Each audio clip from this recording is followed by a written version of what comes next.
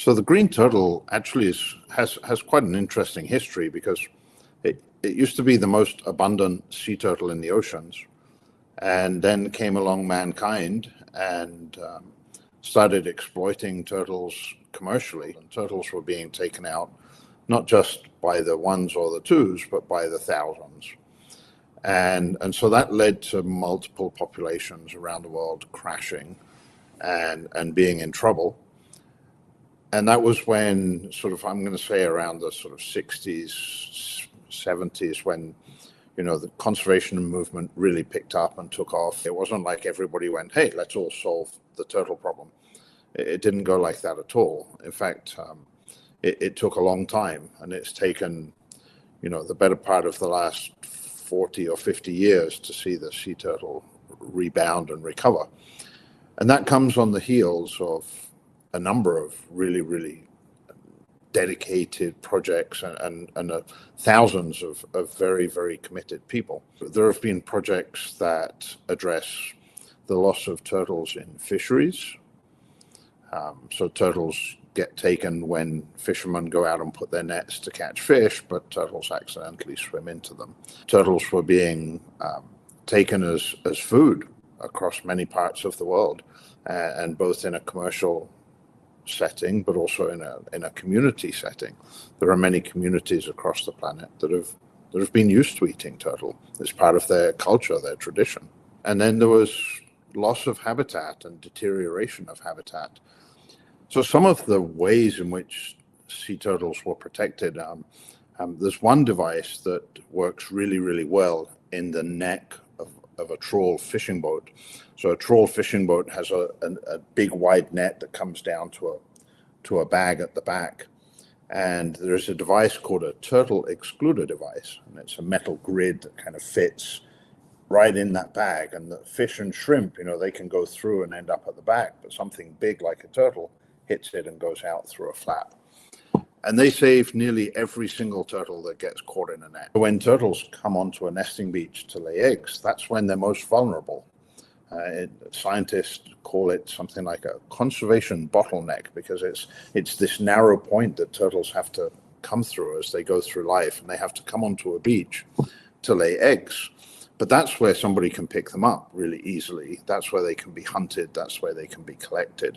And so the protection of turtles on nesting beaches was akin to protecting, you know, the golden geese, the geese that lay the golden eggs, because all of a sudden we were protecting those turtles that were laying the eggs that were the future generations.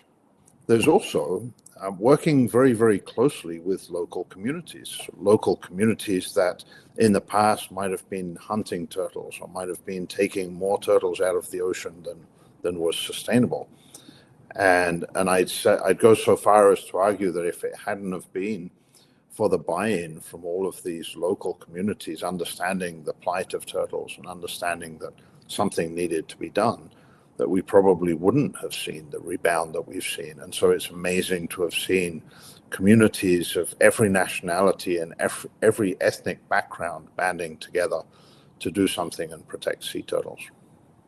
And so it's been multiple projects on multiple fronts that have been able to sort of come together, and all of that has resulted in the recovery of the green turtle. And while I say the recovery, I'm going to caution everybody that the trend has turned around and it's now no longer negative.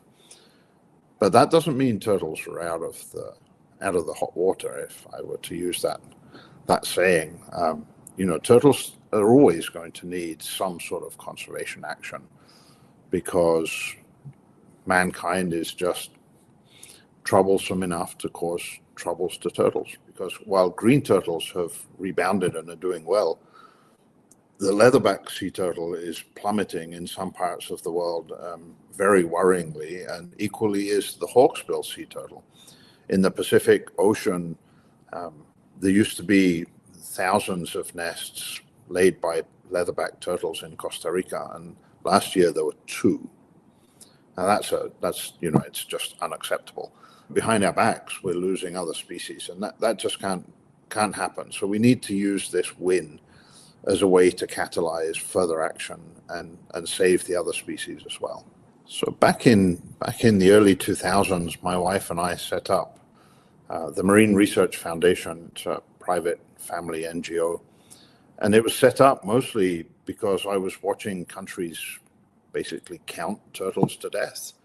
And I just decided that, no, that's not going to happen on my watch. And we need to do something about it. And so there was a lot of science going on. There was a lot of counting. There was a lot of research. But there weren't people out there actually saving sea turtles.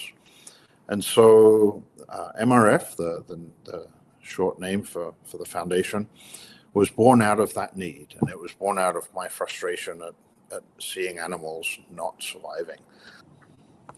You know, there's so many ways to be involved in conservation. It can be something simple that you do at home, recycling, using less materials, or upcycling, whatever it might be. Every single person can make a difference. And I didn't know that. I didn't know that right away. I didn't grow up thinking I was going to make a difference. And then, you know, MRF was born and we have made a difference. And so if there's anything I would say is that you can make a difference. And there's a million ways to get involved. You can volunteer with turtle programs. You can volunteer with beach cleanup projects. You can be a voice and an advocate. You can promote conservation across schools, across your, classmates and peers, and get schools involved. You all can do it. You all can be better than me. You know, everybody gets their start doing things like this in a different way. And I wasn't born to be a sea turtle biologist.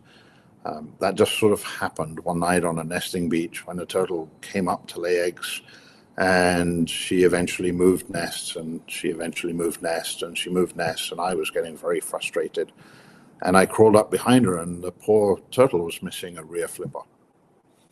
And so every time she dug down with one flipper, the sand just caved in.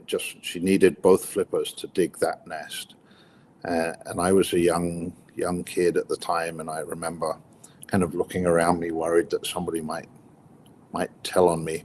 And so I reached in and I started digging sand. Like every time she would dig down with a flipper, I'd put my hand in and I would be the other flipper. And eventually, 20 minutes later, she laid eggs. And to me, that was amazing. And 2 weeks later, she was back on the beach again, and I was waiting for her and crawled up behind her, and again I was that flipper.